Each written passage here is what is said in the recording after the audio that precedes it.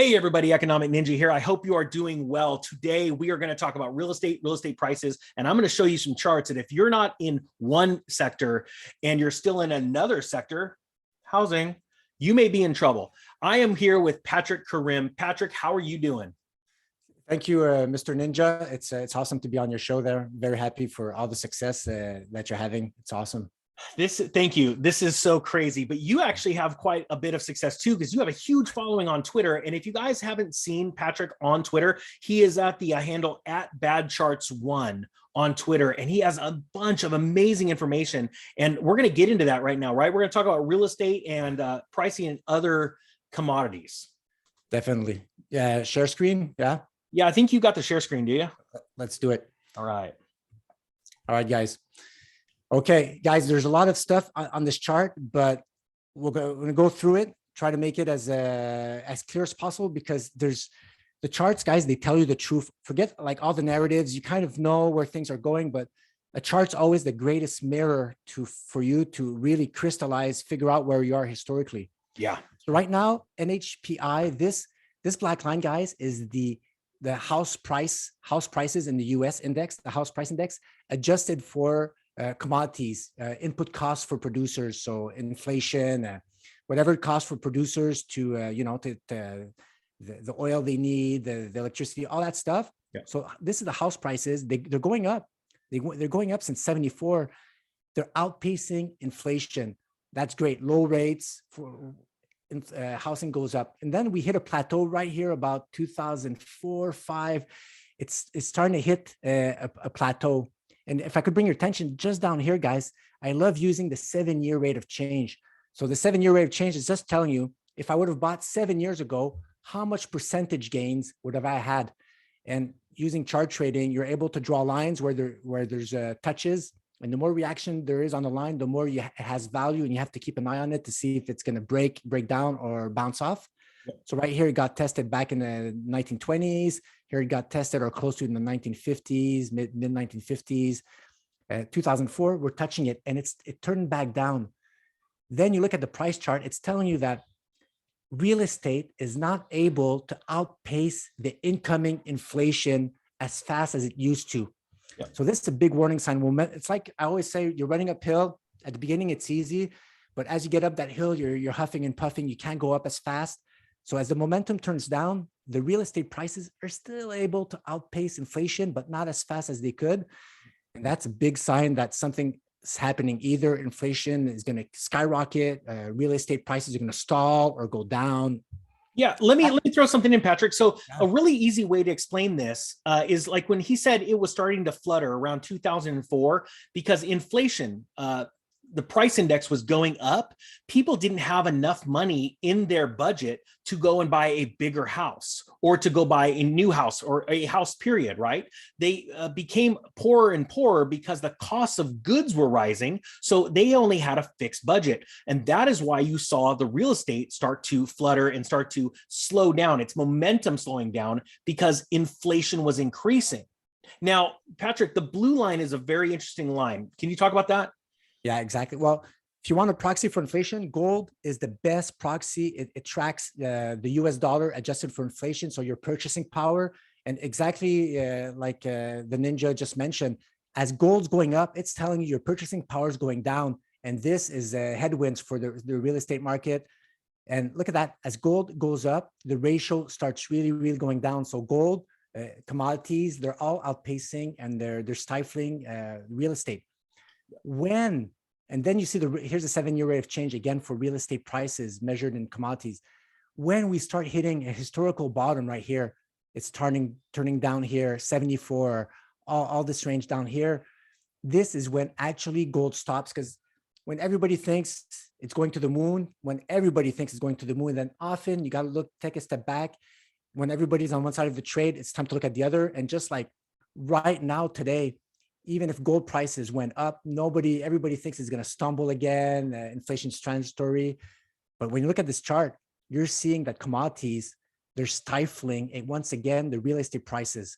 And as that ratio starts turning back down, even if gold went up here, that implies that there's a high chance that gold skyrockets, commodities skyrocket to turn this ratio down of real estate measured inflation until that 7-year rate of change comes and hits and tests this historical support line.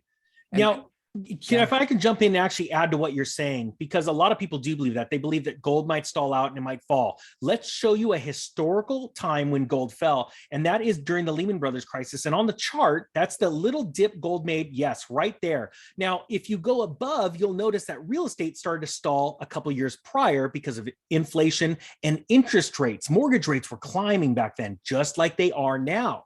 But what you'll see is right there where Patrick has his cursor, the very bottom of that, that is the Lehman Brothers crisis. Now, if you'll notice, gold bottomed about 8 weeks later, both gold and silver, but then they started an epic multi-year bull run. All right. Now, the point is if you look at the chart now, at the very end of the chart, you are now seeing gold consolidating right up where the pricing index is, right?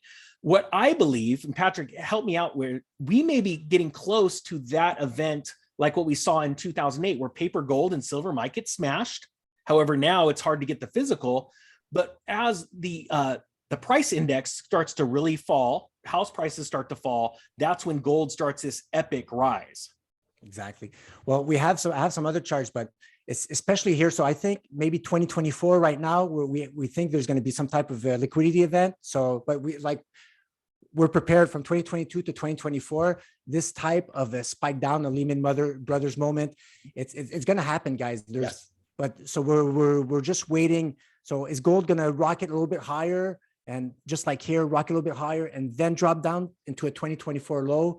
We're going to wait and see, because gold has a precise 8-year cycle, and it always bottoms in November of presidential cycle, every other one. So 2024 is going to in November. I know it sounds super precise, but we're going to, right now, it's been respecting that for about 40, 50 years.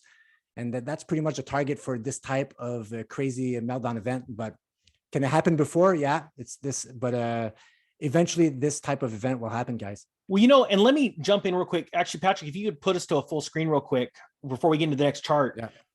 Something different is happening right now. If people remember, just recently, the London Metals Exchange just put a cap on the amount of 15% across the board for all metals that they can just top at. We now have India now coming in and saying, we're going to start a gold trading desk, right? Because we want more transparency. The world is telling the rest of the world that we don't trust you when it comes to pricing of metals. And we're also in this amazing time where it's very hard to get physical, and that's proven over 2 years now in premiums on physical. So in your opinion, looking at these charts, do you think that we might be able to, is there ever a time where that 8-year cycle on the bottom of gold fluctuates? Because I do know the 7-year cycles with stocks sometimes can stretch out to 10. Yeah. Look, cycle analysis, guys, it's a byproduct of the actual price action. And if it fits or doesn't fit, for me, it's down in that criteria. I like to know it's there. So let's say I have a huge drawdown and we're nowhere close to a meaningful cycle. I'm going to try to buy that dip. Yeah. But if I'm getting close to it, I might think in hindsight. But first and foremost, I would definitely just respect the price action. If it's crashing and it's breaking support in front of you, then that's it, right? Yeah. The cycles, you take it, you throw it away. So it's funny though with physical, because the price could be crashing like it did during the Lehman Brothers crisis, and it dropped by 50% for silver. You couldn't find a silver eagle for under $20. So I have to I just don't have a chart for that. I would love to chart the over the counter price that people are paying, because that would be super meaningful. Yeah, I'd have to ask a trading view there to get me that data, because I'd love to track that, because it's two different. I could only give prognostics and look at the spot gold price. Yeah, but the real life price, I totally understand. That's another whole nother animal. So now you have another chart you want to share, and it has to do with real estate. And I think this is incredibly valuable, because I used to be so involved with real estate. If you want to pop that up. Do it. All right, guys. So just at the top, this is just the U.S. house price index since 1996. And this is why when you ever see like one of these lines, okay, it goes up year after year, then it seems to go down a little bit and then goes up. But to be able to extract data, pop in, I like putting, again, my 7-year rate of change. So at any moment, I know that how much change it changed since 7 years ago. So here I got the rate of change is expanding. So as this is going up, the US price index, the 7-year rate of change going up, it's telling me that it's going up faster and faster and faster until 2006, the momentum started turning down. And you see the price action for the houses, they still kept going up for a couple of years, but the momentum chart is telling you, hold on, I'm not going up as fast. I'm vulnerable right now. Like it could turn back up, but if it was black swan event was going to happen, it's going to happen when the momentum's slowing down. And guess what happened after that? Well, the momentum unwound completely. And until the momentum really went negative, it starts turning back down. Then you have you could start up a new leg cycle, an up leg in the U.S. House Price Index, and that was around 2013, 14. You could really start going long real estate. And this is where you got to be careful, guys, because we're historical. Well, at least from the 2006 top. If this starts turning back down, then we could be another moment where we can't climb. We're on borrowed time for real estate, guys. Yeah, let me jump in real quick and talk about the 2006 house price index part. We're up top, the black solid line. Yeah, you said, okay, and it kept going. The momentum kept going. What I want to explain to people is the reason why the momentum kept going in the price of homes was because inventory fell dramatically. When inventory falls, there's less homes on the market. There's still people that go out and try and buy homes, even at crazy prices. That's something people need to realize. It doesn't mean it's worth it.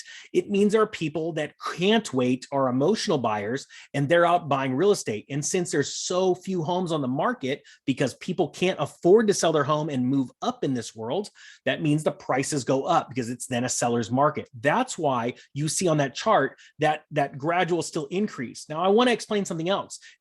Patrick, as you move your cursor downhill on that black line, no, down, see the home price, yeah, right there as it fell. You know, a lot of us look at a chart like this and we go, no, it was a lot worse than that. Because in my area, homes fell over 40% in value.